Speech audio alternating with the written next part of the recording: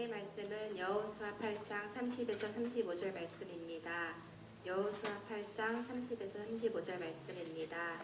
한 절씩 교독하고 마지막 절은 합독하시겠습니다. 그때 여호수아가 이스라엘이 하나님 여호와를 위하여 에벨산에 한 지단을 쌓았으니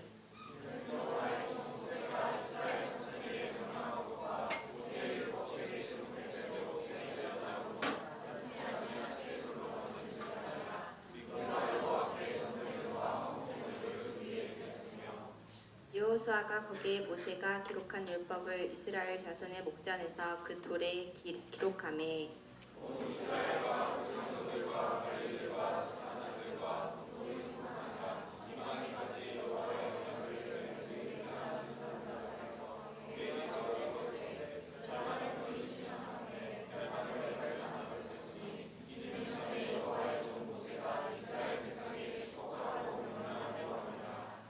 그 후에 여호수아가 율법책에 기록된 모든 것대로 축복과 저주하는 율법의 모든 말씀을 낭독하였으니 모세가 명령한 것은 여호수아가 이스라엘 온 회중과 여자들과 아이와 그들 중에 동행하는 거류민들 앞에서 낭독하지 아니한 말이 하나도 없었더라. 제가 페이스북을 보니까요, 오늘은 마이크 테스트를 하더라도 하야라고 합니다. 하야. 네, 마이크 테스트 할 때 우리가 둘셋 뭐 이렇게 하는데 하지 말고 하야 이렇게 마이크 테스트도 이렇게 하라고 하네요. 네, 오늘 말씀 제목 한번 다 같이 한번 읽어보겠습니다. 말씀 제목입니다. 시작. 네, 저주의 자리를 축복의 자리로 만들라라는 제목으로 하나님 말씀 전하겠습니다. 오늘 말씀 제목 제가 정하면서요, 우리나라가 생각이 났습니다. 우리나라가 생각이 났어요. 진짜 이제 뭐 더 이상 충격 받을 것도 없죠. 네, 너무 많은 충격을 받아서 정신을 못 차릴 정도로 충격을 받고 지금 정신없이 이 나라가 아마 매주마다 이렇게 새로운 뉴스가 많이 나오고 뉴스가 이렇게 재밌고 뉴스가 이렇게 시청률이 뭐 그것도 지상파도 아닌데 종편 방송이 9% 이상 나오고 뉴스를 보면서 치킨을 시켜 먹는다는 요즘 뭐 그런 세상 속에서 우리가 지금 살고 있어요. 예. 근데 진짜 우리나라 땅에 지금 어떻게 보면 이게 이렇게 이 정도로 형편없었나? 그러면서 이게 나라냐 하는 그런 말이 나올 정도로 저주의 땅이 되어버렸는데 그런 저주의 땅이 결국에는 축복의 땅이 될 수 있는 방법이 있고 우리 인생도 마찬가지예요. 우리 인생 가운데 내 인생을 왜 이렇게 저주받은 것 같지 하는 것도 충분히 오늘 말씀을 기억하며 나가면 우리가 충분히 축복의 땅으로 변화될 줄 믿습니다. 그래서 오늘 말씀 집중적으로 좀 잘 듣고요. 오늘 여러분의 삶 가운데 정말로 하나님의 놀라운 은혜가 날마다 넘쳐나기를 간절히 소망합니다. 항상 우리가요 인생을 살아가면서 느끼는 점이 있습니다. 우리가 인생을 살아가면서 느끼는 점은 뭐냐면은 나는 너무나 연약한 존재다. 나는 너무나 연약한 존재다. 우리가 이따가 숙모임 때도 그런 이야기를 나누겠지만 나는 정말 바람에 나는 겨와 같구나. 이걸 우리가 느끼게 돼요. 내가 얼마나 연약한 존재인지 우리가 느끼게 되죠. 왜 그러냐면은 우리는 죄인이라는 겁니다. 우리는 죄인이에요. 죄인이기 때문에 늘 연약한 거예요. 그래서 우리가 그 죄인됨을 좀 감춰보고자 그 연약함을 감춰보고자 완벽하게 보이기 위해서 막 노력하고 완전 범죄라고 생각하면서 어떤 일을 진행한다 할지라도 인간은 원래 그 자체가 연약하기 때문에 절대 완벽할 수도 없고 완전 범죄도 존재하지 않습니다. 지금 우리나라의 정치적인 상황을 보면서 이게 나라인가 그리고 이게 대통령인가 하고 묻고 있지만 여러분 이걸 묻기 이전에 한번 우리 스스로 물어봐야 될 게 있어요. 그게 뭐냐면은 그 대통령을 만든 사람이 누구냐 이거예요. 그 대통령을 만든 사람이 누굽니까? 나예요, 나. 물론 내가 찍지는 않았지만 어쨌든 간에 나예요, 나. 예? 내가 왜 그래? 우리 국민이니까. 이런 대통령을 세워서 이런 나라를 만든 것도 국민이고 이런 대통령을 만든 것도 국민이고 이런 사람에게 속은 사람도 국민이라는 거예요. 여러분 한 나라의 국민은 책임이 있고 의무가 있습니다. 그래서 그 책임과 의무를 다하기 위해서 우리가 해야 될 일은 뭐냐면 우리가 선출한 대통령을 이제는 어떻게 할 것인가. 그죠? 그리고 그런 대통령을 선출한 우리의 잘못은 없는가 하고 그 질문에 대한 답변을 우리가 반드시 할 필요성이 있습니다. 지금 개인적으로 또는 학교에서 또는 시민단체에서 심지어 종교단체에서도 시국선언을 하고 있습니다. 그죠? 시국선언을 하고 있어요. 정말 잘하고 있는 일이죠. 그리고 당연히 해야 됩니다. 그러나 우리가 이 시국선언을 하는 모습을 보면서 기억해야 될 건 뭐냐면 가장 중요한 사실은 뭐냐면 우리는 인간이라는 거예요. 연약한 존재라는 거예요. 어제 광화문에 20만 명의 사람들이 모였다고 하는데 중요한 건 뭐냐면 20만 명이라는 숫자가 중요한 게 아니고 그 20만 명 한 명 한 명이 다 연약한 존재라는 겁니다. 그리고 그 연약함으로 말미암아 지금의 대통령을 국민이 선출을 해버린 거예요. 그리고 이 사단이 난 겁니다. 그래서 우리는 우리의 연약함을 발견하면서 나는 바람에 나는 겨와 같이 그런 가벼운 존재구나, 그런 보잘것없는 존재구나라는 것을 우리 스스로 깨달아가면서 이런 생각을 해야 됩니다. 그래서 나는 하나님이 필요하구나. 그래서 나는 하나님의 도움이 필요하구나. 내가 연약하기 때문에, 내가 부족하기 때문에 여러분 우리는 하나님의 도움이 반드시 필요한 줄 믿습니다. 여러분 제가 처음에 장난스럽게 이야기를 했지만 정말로 그 장난 안에는 진심도 담겨있죠. 그렇죠? 마이크 테스팅할 때 하야라고 외쳐야 된다는. 지금 많은 사람들이 대통령 하야를 외치고 있습니다. 그렇죠? 대통령 내려오라고, 물러나라고. 당연히 대통령 지금 자리에서 물러나야 됩니다. 그게 책임지는 모습이죠. 그리고 우리는 그렇게 하라고 끝까지 외쳐야지만 됩니다. 하다가 멈추면 안 돼요. 그러나 중요한 건 뭐냐면 그렇게 외치는 것도 굉장히 중요하고 그렇게 말하는 것도 굉장히 중요하지만 우리에게 더 중요한 게 있어요. 그게 뭐냐면 하나님께 도움을 구하는 겁니다. 하나님께 기도하는 것도 굉장히 중요해요. 대통령이 스스로 깨닫고 자신의 자리에서 물러날 수 있도록 그녀의 마음을 조금 바꿔달라고, 그 강팍함이 무너질 수 있도록, 그 연약함이 무너질 수 있도록, 그 연약함을 발견하고 그 자기 자신이 어떤 사람이라는 걸 알 수 있도록 인도해달라고 기도해야 된다는 겁니다. 그리고 그 주변 사람들이 변화되게 해달라고 기도해야 돼요. 여러분 오늘 말씀은 바로 이 사실을 우리에게 이야기하고 있어요. 인간은 연약하다는 거죠. 그래서 하나님의 도움이 없으면 안 된다는 거예요. 여러분 오늘 말씀에 보면 두 개의 산이 나옵니다. 여러분 그 산 이름을 기억하세요? 무슨 산과 무슨 산이었죠? 성경 안 읽었나요? 우리 다 같이 읽었는데? 그렇죠. 에발산이라는 산이 나오고 또요. 그리고 그리심산이라는 산이 나옵니다. 그리고 한 지역이 등장하는데 그게 세겜 지역입니다. 세겜 지역. 여러분 낮은 지역의 여리고성을 지나서 높은 지역의 아이성을 지나면 북쪽 길이 열립니다. 그리고 그 길을 따라 양쪽으로 두 개의 큰 산이 있는데 그게 뭐냐면 에발산과 그리심산입니다. 그리고 그 산과 산 사이에 골짜기가 있어요. 골짜기가 나오는데 그 골짜기가 바로 세겜 골짜기입니다. 세겜 골짜기. 거기는 우리가 세겜 지역하고 부르는 거죠. 창세기 12장 6절에 보면 아브라함이 갈대아 우르를 지나서 가나안 땅에 와가지고 제단을 쌓습니다. 하나님 앞에 예배를 드리겠다 하고 제단을 쌓는데 그 제단을 쌓고 최초로 하나님께 예배드린 지역이 어디냐면 이 세겜 지역이에요. 그리고 요한복음 4장에 보면 여러분 교회를 오래 다닌 분들은 다 아는 이야기죠. 예수님이 요한복음 4장에 보면 사마리아 여자를 만납니다. 어디서 만나요? 우물가에서 만나죠. 그래서 그 여자 별명이 뭐예요? 우물가의 여자죠. 그죠? 우물가의 여인. 그 우물가의 여인을 만난 지역이 어디냐면 그 지역이 바로 세겜 지역입니다. 하나님은 모세를 통해서 에발산은 저주의 산으로 그리고 그리심산은 축복의 산으로 부르게 하셨습니다. 여러분 신명기 27장 4절에서 7절까지 좀 길지만 우리 함께 다 같이 한번 볼까요? 신명기 27장 4절에서 7절 같이 봅니다. 시작! 너희가 요단을 건너거든 내가 오늘 너희에게 명령하는 이 돌들을 에발산에 세우고 그 위에 석회를 바를 것이며 또 거기서 내 하나님 여호와를 위하여 제단 곧 돌단을 쌓되 그것에 쇠 연장을 대지 말지니라. 너는 다듬지 않은 돌로 내 하나님 여호와의 제단을 쌓고 그 위에 내 하나님 여호와께 번제를 드릴 것이며 또 화목제를 드리고 거기서 먹으며 내 하나님 여호와 앞에서 즐거워하라. 아멘. 여러분 이게 지금 하나님이요 여호수아보다 한 단계 먼저 지도자를 지냈던 모세에게 명령했던 내용입니다. 그 내용이 어떤 내용인지 알겠죠?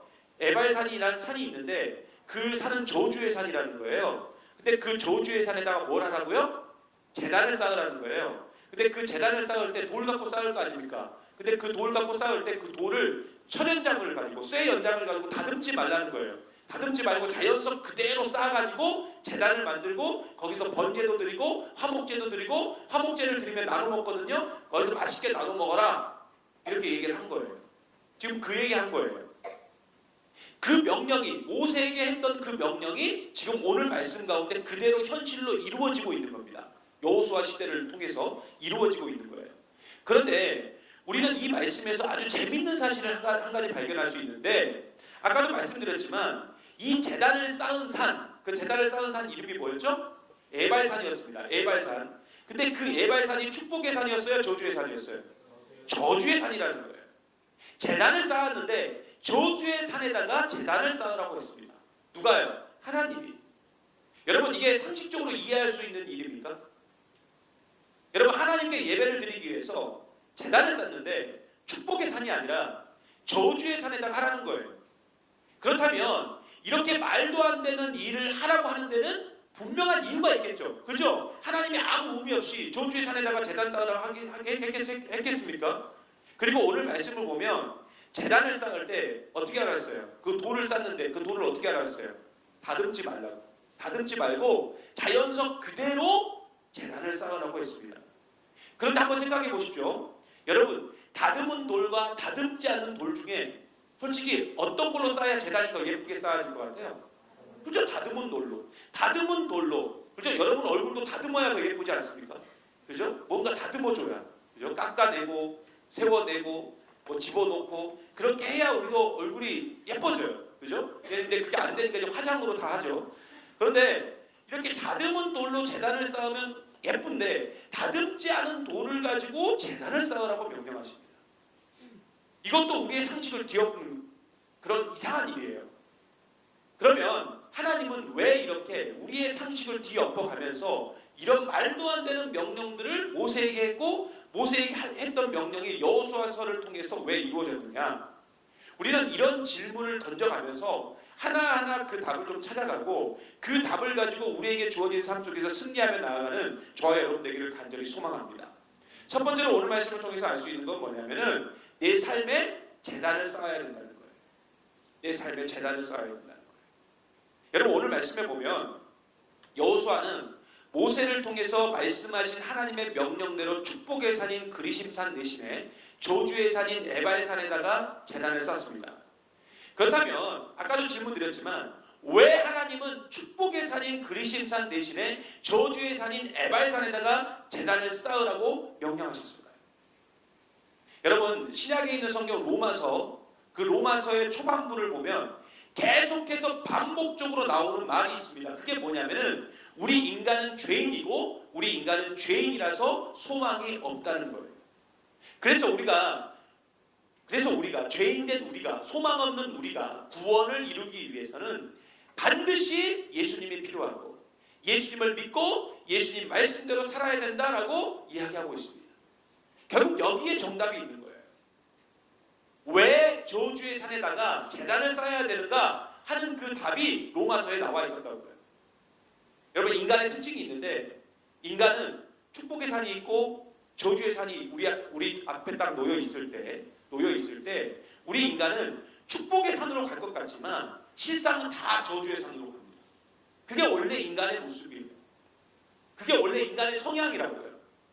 우리는 축복의 산으로 갈 것 같은데 우리가 갖고 있는 죄성 때문에 자꾸 우리는 저주의 산으로 올라갑니다. 그래서 아담과 하와가 그렇게 하나님이 따먹지 말라고 했던 선악을 알게 하는 나무의 열매를 따먹어 버린 거예요. 그게 저주라는 걸 알면서도 그 저주의 산으로 올라갔다고요. 최순실은 자신의 이익을 위해서 대통령의 권력을 이용해가지고 말도 안 되는 엄청난 이익을 취했습니다. 왜요? 그 사람이 인간이기 때문에 그래요. 대통령은 자신만 생각하다가 결국 꼭두각시가 되어서 절대로 해서는 안 되는 행동을 했어요. 왜 그래요? 인간이기 때문에 그래요. 그게 우리의 모습이에요. 그래서 한번 생각해 보세요. 여러분 스스로 한번 생각해 보세요. 나는 내게 주어진 삶을 살아가면서 하나님이 원하시는 일을 더 많이 했나? 아니면 하나님이 원하지 않는 일을 더 많이 했나? 한번 생각해 보시라고요. 여러분 어떤 일을 더 많이 하셨습니까? 축복의 산에 맨날 올라갔어요? 아니면 저주의 산에 올라갔어요? 우리는 인간이기 때문에 늘 저주의 산으로 올라갑니다. 그래서 인간은 결국 죄인인 거예요. 죄인이에요. 죄인이기 때문에 축복의 산보다는 저주의 산으로 가게 되어 있다고요. 그렇다면 우리는 원래 인간이기 때문에 그렇다면 당연히 죄를 지어야 되고 당연히 저주를 받아야 될까요? 그리고 우리의 인생을 뭐 이렇게 포기해버려야 될까요? 아니죠. 우리의 삶이 이렇게 저주의 삶이기 때문에 우리 삶 가운데 반드시 제단을 쌓아야 된다고요.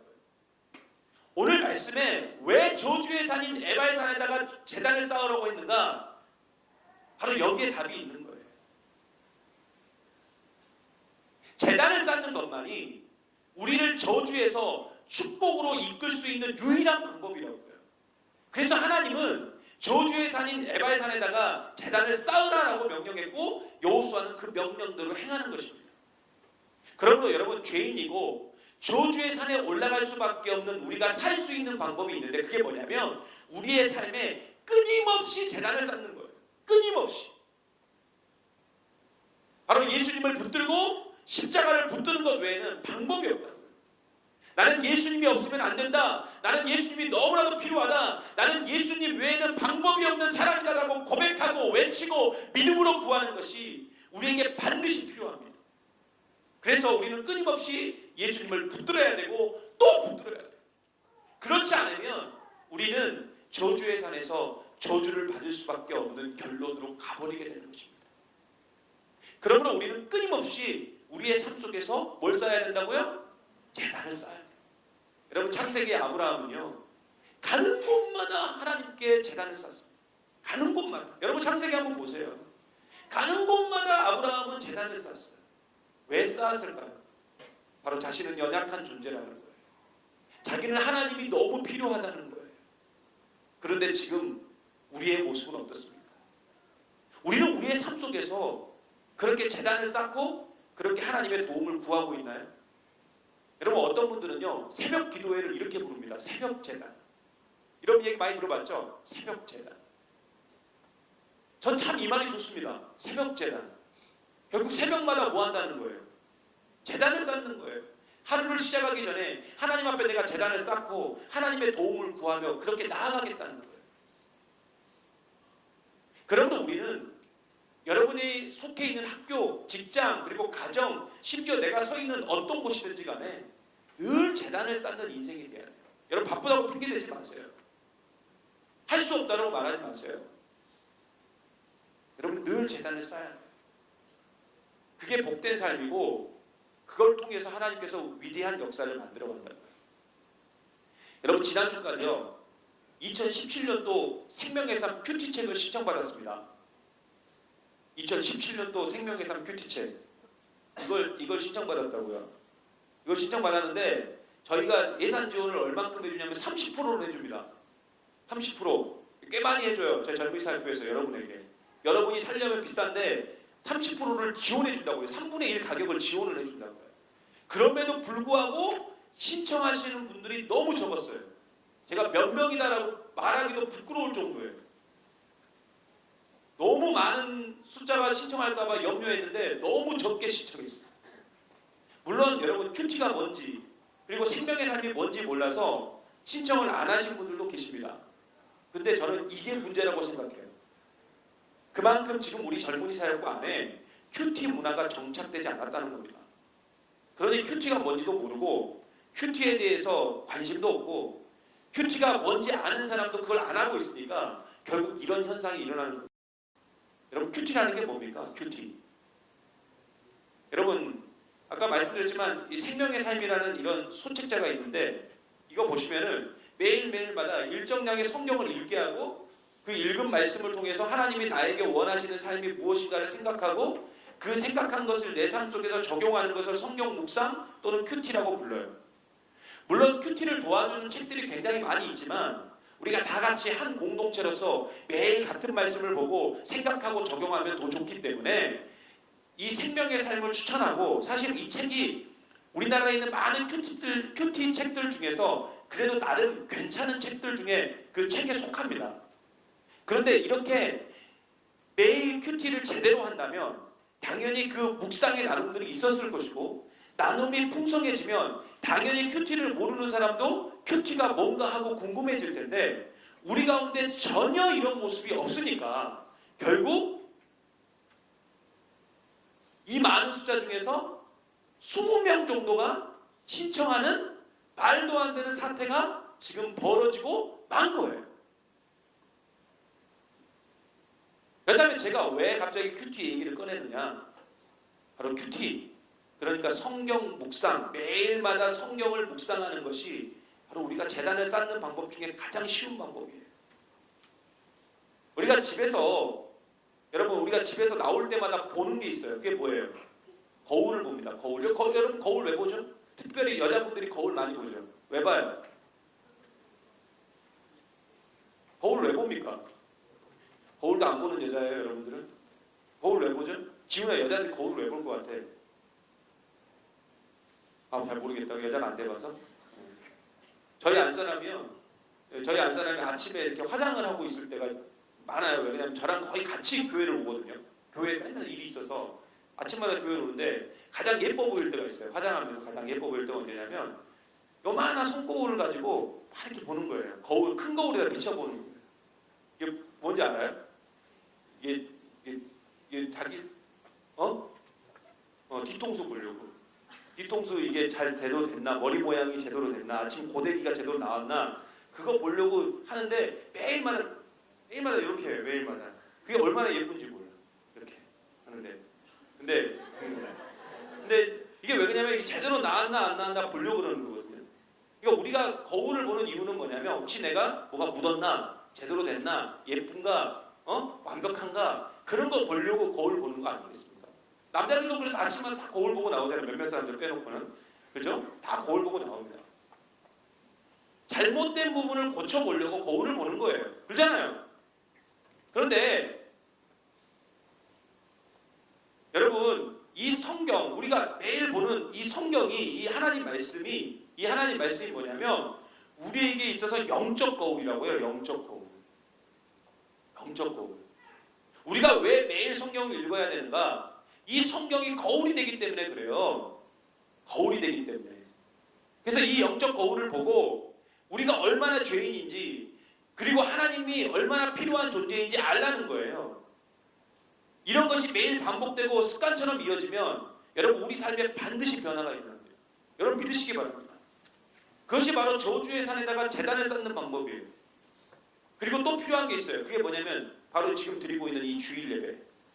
여러분 주일에는 무슨 일이 있어도 예배 드려야 돼요. 무슨 일이 있어도. 예배를 통해서 자신의 연약함을 발견하고 나는 하나님밖에 없다는 것을 인정하며 갈 때 그리고 예수님을 붙들 때 우리는 저주의 산에서도 저주가 아니라 복의 사람이 될 수 있다는 겁니다. 우리가 서 있는 곳이 저주의 땅입니다. 사실. 그러나 우리가 매일마다 하나님 말씀 이렇게 큐티하고 성경 묵상하고 매 주마다 예배 드릴 때 그거 소홀히 하지 않을 때 내가 서 있는 땅이 더 이상 저주의 땅이 아니라 복의 땅이 될 겁니다. 그러므로 내 자신이 얼마나 죄인인지 그리고 연약한 사람인지 여러분 분명히 인식하고 예수님을 더욱 붙들며 나아가므로 그때마다 하나님이 주시는 놀라운 승리를 맛보는 저와 여러분 되기를 간절히 소망합니다. 두 번째로 오늘 말씀 통해서 알 수 있는 건 뭐냐면 내가 원하는 대로 살면 복의 자리도 저주의 자리가 될 수 있다는 거예요. 내가 원하는 대로 살면. 오늘 말씀 31절 다 같이 한번 읽어보겠습니다. 큰 목소리를 볼까요? 31절 시작. 이는 여호와의 종 모세가 이스라엘 자손에게 명령한 것과 모세의 율법책에 기록된 대로 새 연장으로 다듬지 아니한 새 돌로 만든 제단이라. 우리가 여호와께 번제물과 화목제물을 그 위에 드렸으며. 그러니까 저주의 산인 에발산의 제단을 쌓는데 그 제단을 쌓을 돌은 절대로 철연장을 가지고 다듬으면 안 된다는 겁니다. 아까도 말씀드렸지만 그냥 자연석을 그대로 올려서 제단을 쌓아야 된다는 거예요. 그렇다면 하나님은 왜 이런 황당한 명령을 하셨을까? 바로 우리의 구원은 우리의 노력과 우리의 힘으로는 절대 이루어질 수 없다는 겁니다. 내가 노력한다고 해서 만들어지는 게 아니에요. 오직 구원은 하나님의 방법, 예수님이 아니고서는 절대 안 된다는 거예요. 결국 우리가 가지고 있는 일반적인 생각을 버리지 않고서는 절대 하나님의 방법을 이해할 수 없다고요. 여러분 한번 생각해 보세요. 우리가 성경 말씀을 읽을 때 우리의 이성과 우리의 경험으로 이걸 갖다 대면 이 성경 말씀 속에 있는 사실들이 이해가 됩니까? 여러분 전혀 이해 안 돼요. 결국 하나님의 말씀은 인간의 지혜로는 이해할 수 없다고요. 하나님의 말씀은 하나님의 지혜를 가지고 접근을 해야 돼요. 그래야 이해가 될 수 있어요. 그래야 그때 이해가 되고 하나님 말씀을 우리가 순종할 수 있다고요. 그래서 고린도전서 1장 21절에 사도 바울이 이렇게 고백하고 있어요. 고린도전서 1장 21절 같이 봅니다. 시작. 하나님의 지혜에 있어서는 이 세상이 자기 지혜로 하나님을 알지 못하므로 하나님께서 전도에 미련한 곳으로 믿는 자들을 구원하시기를 기뻐하셨도다. 여러분 여기서 보면은 전도가 뭐라고요? 전도가 뭐라고 나와요? 미련한 것 이렇게 나왔어요. 전도가 미련하다. 여러분 이 말은 전도가 진짜 미련하다는 게 아니에요. 이게 무슨 말이냐면은 세상 사람들이 바라볼 때, 그러니까 예수를 믿지 않는 사람들이 바라볼 때 전도 자체가, 예수 자체가 미련해 보이는 거예요. 여러분 솔직히 제가 수천대학교에 가서, 순대에 가서 캠퍼스 전도를 나갈 때마다 느끼는 게 뭐냐면 전도하는 저를 대학생들이 바라볼 때 얼마나 한심하게 생각할까, 이런 생각을 가끔 해봅니다. 전도하고 있는 나를 바라볼 때 얼마나 나를 한심하게 생각할까. 아니 진짜 그렇잖아요. 멀쩡하게 생긴 아저씨가 와가지고 캠퍼스에 와서 학생들에게 설문지 한 장 써달라고 애걸복걸하고 재롱 떨고, 저 재롱도 떨거든요. 예? 가진 애교를 부리면서 제가 사정을 합니다. 진짜 사정을 해요. 그렇게 사정하면서 하는 그런 모습들을 보면서 그 학생들이 진짜 저 아저씨 정말 한심하다. 왜 저렇게 시간 낭비하고 있지? 저렇게 인생을 낭비하고 있지? 라고 생각하지 않겠습니까? 그러나 그 미련함이 한 생명을 구원할 수 있는 길이라면 여러분 우리는 그 미련함을 선택해야지만 합니다. 그래서 사도 바울은 당시 최고의 엘리트였고 금수저 중에 금수저였지만 자신의 생각, 자신의 의지, 자신의 자존심까지 버려가면서 그런 전도의 미련함을 선택했던 거예요. 그래서 예수님도 우리를 구원하시기 위해서 미련해 보이지만 하나님이라는 자리를 버리고 그 미련해 보이는 십자가를 지고 우리를 대신해서 죽으셨다는 거예요. 그러면 우리는 어떤 길을 걸어야 돼요? 세상 사람들을 바라볼 때 가장 미련하다고 보이는 그것을 가지고 우리가 추구하면서 그것만 붙들고 갈 때 우리 가운데 진짜 승리가 있다는 거예요. 결국 인간의 지혜, 인간의 생각으로는 하나님의 기쁘신 뜻을 알 수가 없습니다. 그런데 우리는 그것을 이해해 보겠다고 인간의 생각을 하나님 일에 집어넣고 그러다가 망쳐버리는 거예요. 여러분 우리가 신앙생활을 하다 보면 정말로 이해할 수 없는 하나님의 명령을 받을 때가 많습니다. 그리고 그 일을 진행하려고 하면 할수록 내가 너무나 손해를 봐야 되고 나에게 핍박이 있고 나에게 고생이 있다는 걸 알아요. 그래서 우리는 그 일을 쉽게 해보려고 우리의 머리를 굴립니다. 그러나 굴려봤자요.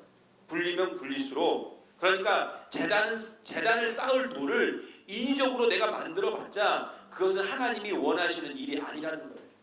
조금 미련하게 보이고 멍청하게 보이고 의미 없어 보인다 할지라도 하나님이 우리에게 원하시는 일이라면 우리는 우리의 계획, 우리의 생각, 심지어 나 자신조차도 내려놓고 하나님이 원하시는 대로 움직일 때 그때 승리가 있는 줄 믿습니다. 바로 그때 하나님을 만날 수 있고 저주의 자리를 복의 자리로 바꿀 수 있는 거예요. 그러나 끝까지 내가 원하는 대로 살면 우리는 결국 복의 자리도 저주의 자리로 만들어 버릴 수 있다는 겁니다. 이스라엘이 그 역사에서 보면 이스라엘이 남과 북으로 나뉘어집니다. 남과 북으로 우리나라처럼. 그런데 북쪽 이스라엘이 너무너무 우상 숭배를 한 거예요. 우상을 숭배한 거예요. 그래서 그 우상 숭배로 인해서 이들이 하나님의 벌을 받아가지고 아수르라는 제국에 의해 멸망을 당합니다. 그래서 지도상에 없어져 버려요, 나라가. 근데 이 아수르라는 제국이 어떤 정책을 썼냐면 인종 혼합 정책을 씁니다. 그래서 인종을 말살하는 정책을 쓰는 거예요. 자꾸 혼합시켜가지고 혼혈인을 만들어서 인종을 말살시키는 정책을 씁니다. 그래서 유대인들과 이방인들의 피가 섞이게 해서 혼혈족들이 나오게 하는데 그 혼혈족이 성경에 나옵니다. 그 이름이 나와요. 뭐냐면 사마리아인입니다. 이 사람들은 사마리아 지역에 산다고 해서 사마리아인이 아니라 그냥 유대인과 이방인의 혼혈족은 다 사마리아인이라고 통칭하는 거예요. 그런 사마리아인들이 나오게 된 겁니다. 이 사람들은 자신들이 살고 있는 지역에 저주의 산인 에발산과 축복의 산인 그리심산이 있다는 걸 알고 있었습니다. 그런데 이들은 저주의 산인 에발산에 제단을 쌓아야 된다는 하나님의 말씀을 이해할 수가 없었어요. 왜 저주의 산인 에발산에다가 하나님을 향한 제단을 쌓아야 돼? 축복의 산에다 해야지. 그리고 그들이 자신들의 뜻대로 축복의 산인 그리심산에다가 제단을 쌓고 나중에는 요한복음 4장에 보면 나오는데요. 거기다 신전까지, 성전까지, 하나님을 향한 성전까지 세워버립니다. 그리고 결국 그들은 이단이 되고 맙니다. 지금도 이단이에요. 그런데 중요한 건 뭐냐면 하나님의 방법이 아니라 자신들의 방법을 추구하다가 보면은 결국 이런 이단이 되고 비참한 결과를 맞이할 수밖에 없다는 거예요. 우리도 마찬가지예요. 이단은 꼭 신천지 같은 것만 이단이 아니에요. 하나님의 방법을 무시하고 내 생각대로, 내 의지대로, 그리고 내가 이해되는 대로 움직이고 사는 것이 다 이단입니다. 제발 여러분, 하나님 말씀을 내 멋대로 그리고 내가 편한 대로 해석하지 말고 오직 하나님 뜻대로 좀 순종하시기를 간절히 소망합니다. 그리고 그렇게 나아갈 때 우리 가운데 하나님이 주시는 놀라운 승리를 우리가 경험하게 될 거예요. 말씀 마칠까 합니다. 저주의 산인 에발산에 제단을 쌓는 것은 상식밖의 일입니다. 그렇죠? 그러나 그것은 우리의 생각일 뿐이에요. 하나님은 그 사실을 통해서 우리가 우리의 생각과 우리의 경험을 내려놓고 주님만 의지하기를 원하셨다고요. 그리고 우리의 삶 속에서 나의 연약함과 죄인됨을 인정하고 하나님만 붙들기를 원하셨습니다. 이젠 우리가 어떻게 살아야 될까요? 내 삶 속에서 언제나 제단을 쌓고 좀 황당한 명령이고 내 마음에 들지 않고 내 생각으로는 도저히 이해가 되지 않더라도 여러분 주님 뜻에 순종하는 저와 여러분 되기를 간절히 소망합니다. 바로 그렇게 나아갈 때 우리가 그 주님만 붙들고 갈 때 우리가 저주의 자리를 축복의 자리로 만들 수 있게 될 줄 믿습니다.